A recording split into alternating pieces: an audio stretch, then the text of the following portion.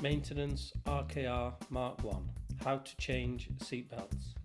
Using a 17mm ratchet, detach the stalk from the base of the seat and remove. Ensure when removing the belts that the position of the spacers is noted.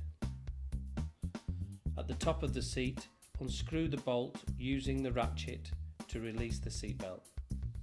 Remove seatbelt reel using a 17mm ratchet. Starting from the bottom, attach the stalk to an upright position.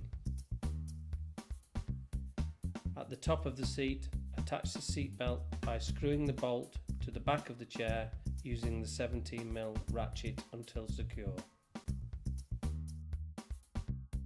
Replace seatbelt reel using the bolt and 17mm ratchet.